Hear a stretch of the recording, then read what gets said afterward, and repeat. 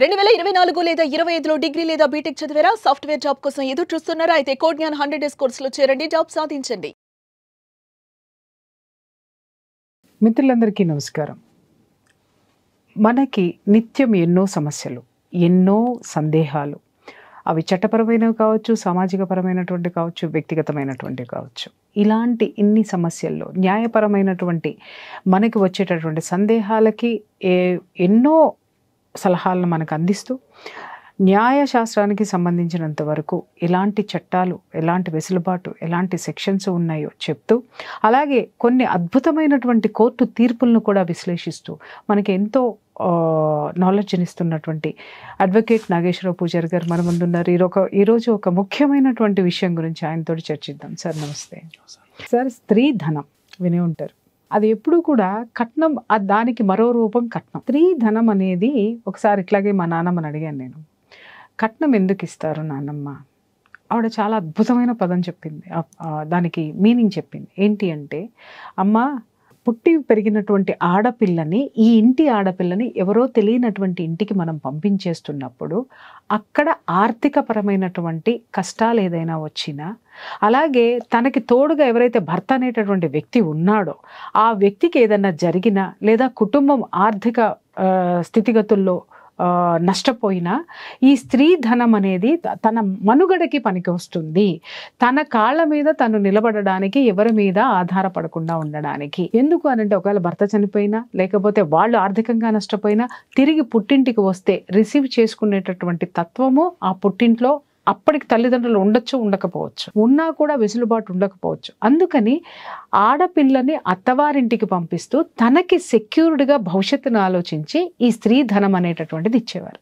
అది కాలక్రమేణా కట్నం అనేటటువంటి దురాచారంగా మారింది.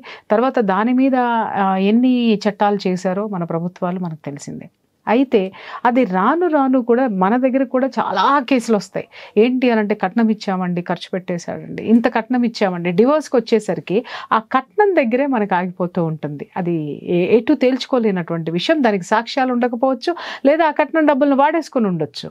కానీ ఈ స్త్రీ ధనాన్ని వాడుకున్నటువంటి స్త్రీ ధనము, వాళ్ళు ఏమంటారు, కట్నం అంటే మా హక్కు అని మగ పిల్లవాళ్ళు అనుకుంటారు.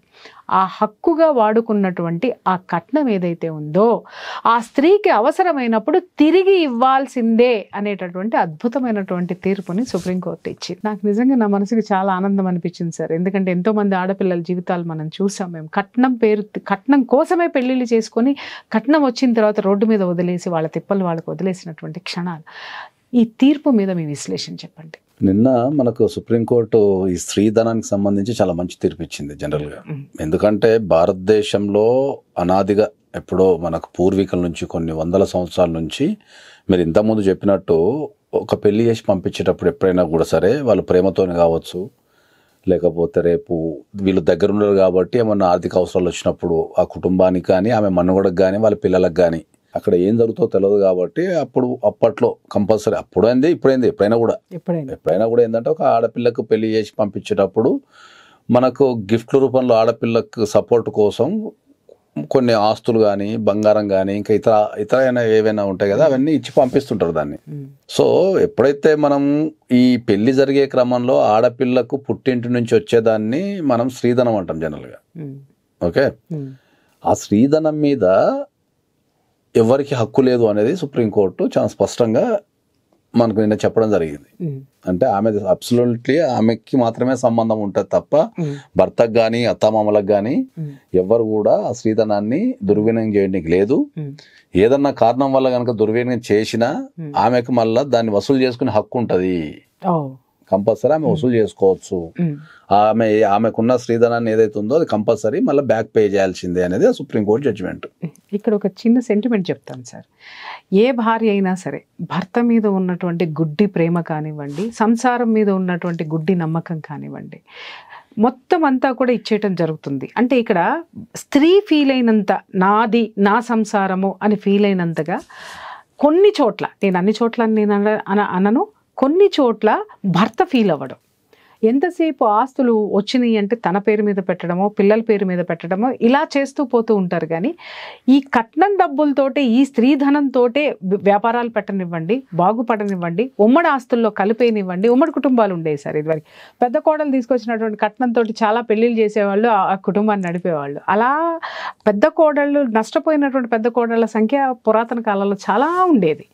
చివరికి వచ్చేసరికి చివరి వాళ్ళు ఎవరైతే ఉన్నారో వాళ్ళు బెనిఫిట్ పొందేసేవాళ్ళు. కానీ మొదట ఉన్న వాళ్ళు ఆ ఆర్థిక స్వాతంత్రాన్ని కోల్పోయి ఒకళ్ళ మీద ఆధారం, అంటే ఈవిడ తెచ్చినటువంటి దీని మీద ఇంతమంది ఆధారపడి ఒక ఆధారాన్ని ఏర్పాటు చేసుకునేవాళ్ళు. కానీ చివరికి తన ఆధారాన్ని కోల్పోయేది. ఆ స్థితిలో ఇప్పుడు ఈ తీర్పు ఏదైతే ఉందో, ఇప్పుడు ఇచ్చినటువంటి తీర్పు, ఈ గుడ్డి నమ్మకం అనేటటువంటి దాని నుంచి స్త్రీ ఎలా బయటపడాలి, ఎలా జాగ్రత్త చేసుకోవాలి? అదే మనం ఇప్పుడు ఏం చెప్తున్నామంటే, ఇప్పుడు మనం ఇంతకుముందు మనం చెప్పుకున్నట్టు ప్రతి మ్యారేజ్లో కంపల్సరీ తల్లిదండ్రులు ఎంతో కొంత అయితే ఏదో ఒక గిఫ్ట్ రూపంలో కావచ్చు. జనరల్ ఇప్పుడు మనకున్న సమాజంలో ఏం చేస్తున్నాం, మనం బంగారం ఎక్కువగా మనం బంగారం పెడతాం. ఆడపిల్లలు కాబట్టి వాళ్ళకి అలంకార పరంగా ఉంటుంది. రేపేమన్నా కష్టాలు వచ్చినా దాన్ని మళ్ళీ లిక్విడేషన్ చేసుకోవచ్చు అనే ఉద్దేశంతో ఇస్తారు. తర్వాత ఆస్తులు ఇస్తున్నారు, కొన్ని సందర్భాలలో క్యాష్ కూడా ఇస్తారు. ఎందుకంటే వాళ్ళ ఆర్థిక చాలా మంది సార్ ఇక్కడ గమనించాను, క్యాష్ ఎక్కువ తీసుకునే వాళ్ళు ఉంటారు. ఆ తర్వాత తూచ్ అనేటటువంటి కేసులు కూడా మనం చాలా చూసాం. వాటికి సాక్ష్యాలు ఉండవు, క్యాష్ ఇచ్చింది సాక్ష్యాలు ఉండవు. అంటే ఏంటంటే ఇప్పుడు మనం కంపల్సరీ దానికి జనరల్గా ఇప్పుడున్న దాంట్లో ఇప్పుడు సాక్ష్యాలు బాగానే దొరుకుతున్నాయి ఇప్పుడున్న సమాజంలో. ఇంతకుముందు అంటే కెమెరాలను ఫొటోస్ అనో తర్వాత సబ్సిక్వెంట్ ట్రాన్సాక్షన్ దొరుకుతుంది ఇప్పుడు. కాబట్టి ఇప్పుడు సపోజ్ ఇప్పుడు మనకు పెళ్లి తర్వాత ఏదైనా అసెట్ ఉన్నాం అనుకో, ఇక్కడ నుంచి క్యాష్ ఇక్కడ తీస్తారా ఇక్కడ ఉంటారు కాబట్టి దాన్ని సబ్సిక్వెంట్ ఎవిడెన్స్ అంటాం. అంటే దగ్గర రిలేటెడ్ ఉన్న దాన్ని మనం సబ్సిక్వెంట్ ఎవిడెన్స్ అంటాం మనం, లేదా సెకండరీ ఎవిడెన్స్ అంటాం మనం. సో అది కొద్దిగా అంటే మనం ప్రూవ్ చేయాలనుకుంటే ప్రూవ్ చేయడం కూడా ఈజీ. అది ఇప్పుడున్న క్రమంలో చాలా ప్రూవ్ చేయడం ఈజీ. కాబట్టి మనం ఏం చెప్తున్నాం అంటే ఏంటంటే, ఎప్పుడైనా ఒక బంగారం విషయంలో మాత్రం కొద్దిగా తేడా వస్తున్నది. ఎందుకంటే బంగారాన్ని ప్రూవ్ చేయడం అనేది కొద్దిగా కష్టం, కొంచెం కష్టం. మిగతా ఏ ట్రాన్సాక్షన్ అయినా మనం ప్రూవ్ చేయొచ్చు, కానీ బంగారాన్ని ప్రూవ్ చేయడం కొంచెం కష్టం. ఎందుకు అంటే ఇప్పుడు బంగారం ఏం చేస్తారంటే పెట్టుకుంటారు, ఇక కొత్తగా అత్తగారింటికి వస్తారు కదా, అత్తగారి కష్టంలో పెట్టేస్తారు. అత్తగారి కష్టంలో ఉంటది, ఇక నువ్వు మా ఇంటి కూడా పిల్లలే కాబట్టి మా ఇంట్లోనే ఉండాలని వీళ్ళ లాకర్లో పెట్టుకోవటము, వీళ్ళ నిదానంలో అని ఫీల్ అవుతారు. కాబట్టి మళ్ళీ ఏదైనా గొడవైనప్పుడు వాళ్ళ దగ్గర పడిపోతుంది. మళ్ళీ ఏదైనా ఫంక్షన్కి ఇచ్చినా రపక్కన ఇస్తారు, మళ్ళీ తీసేసుకుంటారు. సో మనం ఏం చెప్తున్నాం అంటే ఏంటంటే, ఎవరి బంగారం కస్టడీ అయినా కూడా బంగారం కస్టడీ అనేది కోర్టులో ప్రూవ్ చేయడం కొద్దిగా కష్టం. కాబట్టి బంగారాన్ని ఎవరైనా సరే వాళ్ళ బంగారాన్ని వాళ్ళ కస్టడీలో పెట్టుకోండి. దాని తర్వాత ఇంకేమన్నా క్యాష్ ట్రాన్సాక్షన్స్ కానీ ఏమన్నా ఆస్తుల ట్రాన్స్ఫర్ కానీ ఇంకేదన్నా ప్రూవ్ చేయడం ఈజీ బాగా. ఈ సందర్భాల్లో మనం ప్రీ మ్యారిటల్ అగ్రిమెంట్ అనేది చాలా సందర్భాల్లో మనం ఉదాహరించాం. అసలు ఇలాంటి వాటికి అది బాగా ఉపయోగపడుతుందేమో అనిపిస్తుంది. అవును, ప్రీ మ్యారిటల్ అగ్రిమెంట్ అనేది మనం చేసుకొని ఎప్పటి నుంచో చెప్తున్నాం, కానీ అంత అవగాహన ఆన్ పేపర్ పెట్టడానికి ఎవరు ఇష్టపడట్లేదు కదా. అది అంటే ఇప్పుడు దీంట్లో ఒక కల్చర్ చేంజ్ అవ్వడానికి టైం పడుతుంది కంపల్సరీ. ఎందుకంటే ఇప్పుడు మన దగ్గర కొద్దిగా పెళ్లి అనేది పవిత్రమైనది, అక్కడ నుంచి పెళ్లిళ్ళు మోసాలతోనో అబద్ధాలతోనో కూడుకున్న దానికి వచ్చింది. ఇక రాను ఇప్పుడు మనకు డైవర్స్ కేసెస్ ఎక్కువ పెరిగిపోతున్నాయి కాబట్టి ప్రతి ఇంట్లో ఏదో ఒక డైవర్స్ కేసు పెరుగుతుంది. కాబట్టి ఫ్యూచర్లో వాళ్ళు కూడా ఆలోచించుకుంటారు, ఇదంతా ఎందుకు మాకు చేసుకుంటే అయిపోతుంది అన్న టైప్లో ఆలోచించుకుంటారు.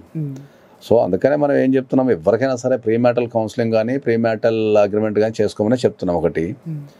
రెండోది ఏంటంటే, స్త్రీధనానికి సంబంధించి ఎక్కడున్నా కూడా పూర్వకాలం నుంచి కూడా పెద్ద మనుషుల పంచాలు కూడా ఆమె తెచ్చింది ఆమెకి ఇచ్చామని చెప్తారు ఎప్పుడు కూడా. సో ఏదన్నా కారణం చేత ఆమె పుట్టింటి నుంచి వచ్చిన దేనిపైన సరే సుప్రీంకోర్టు దాని ప్రకారం ఆమె 100% రైట్ ఉంది, ఆమె 100% ఆమె చేసుకోవచ్చు. మనకు డొమెస్టిక్ వైలెన్స్ లో మనకు ప్రొవిజన్ కూడా ఉంది, కానీ డైరెక్ట్ గా తీర్పిచ్చిన సందర్భాలు ఇంతవరకు లేవు కదా. డైరెక్ట్ గా తీర్పిచ్చిన సందర్భాలు అంటే ఎంతసేపు ఇప్పుడు మన డివిసీలో అది చివరికి వచ్చేసరికి వాళ్ళు ఏదో ఎంతో కొంత ఇచ్చి వాళ్ళని క్లియర్ చేసుకోవడమో, లేకపోతే దాని మెయింటెనెన్స్ ఇవ్వడమో, లేకపోతే ఇట్లా ఏదో జరిగేది. కానీ పర్టికులర్ గా దీన్ని ఉదాహరించి చెప్పింది ఇంతవరకు లేదు. కానీ నిజంగా ఇది ఒక లేదు. ఒక దేశ అత్యున్నత న్యాయస్థానం కనుక చెప్తే చట్టాల మీద అవగాహన అనేది పెరుగుతుంది బాగా. ఎగ్జాక్ట్లీ. సో చట్టాల మీద అవగాహన పెరుగుతుంది, వాళ్ళకు జాగ్రత్త పెరుగుతుంది, తర్వాత వాళ్ళు ఎట్లా చేయాలి ఏం చేయాలి జరుగుతుంటది. కాబట్టి డెఫినెట్లీ ఒక దేశ అత్యున్నత న్యాయస్థానం ఏదైతే ఉందో అది మంచి తీర్పు ఇచ్చింది. అది మహిళలకు సంబంధించి చాలా మంచి తీర్పు.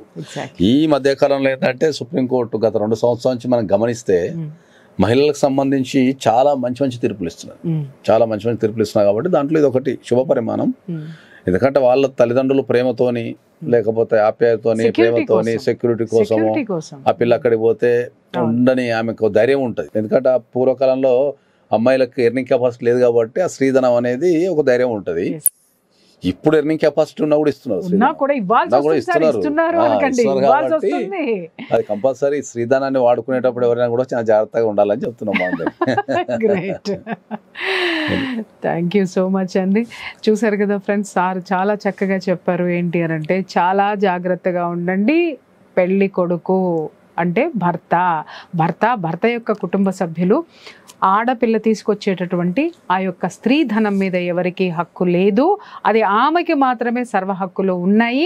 ఆ స్త్రీ ధనం ఎందుకు ఆమెకి ఇచ్చారు అనడానికి కూడా చాలా క్లియర్గా ఇక్కడ డిస్కషన్ అనేది జరిగింది. కాబట్టి ఆడవాళ్ళకు కూడా నేను చెప్తున్నాను, ఆడపిల్లలకు కూడా చెప్తున్నాను, మీరు భర్తని ప్రేమించండి, కానీ అలాగే మీ ఆర్థిక స్థితిగతులను కూడా ఒకసారి ఆ భవిష్యత్తులో ఏమొస్తుందనేటటువంటి ఒక ముందు చూపుతో కూడా ఉండి, ఈ విధమైనటువంటి తీర్పులు ఎప్పుడైతే వచ్చాయో వాటి మీద అవగాహన పెంచుకుంటే మీ భవిష్యత్తు చాలా బాగుంటుంది. వీటికి సంబంధించి ఎవరైనా ఇంతకు ముందు ఇలాంటి ఆర్థిక పరమైనటువంటి నష్టాలు కనుక మీకు వచ్చి ఉండున్నట్టయితే, కట్నం రూపంలో మీ డబ్బు ఏ విధంగానైనా మిస్యూజ్ అయి ఉన్నా, అత్తగారి ఇంట్లో మీకు ఏ విధమైనటువంటి అన్యాయము జరిగి ఉండి ఉన్నా కూడా మీకు సక్రమమైనటువంటి సరైనటువంటి న్యాయ సలహాల కోసము స్క్రీన్ మీద కనిపిస్తున్నటువంటి నంబర్కి కాల్ చేయండి. నాగేశ్వరరావు పూజారి గారు మీకు అందుబాటులో ఉంటారు, మీకు సరైనటువంటి సలహాలు ఇస్తారు. Thank you sir.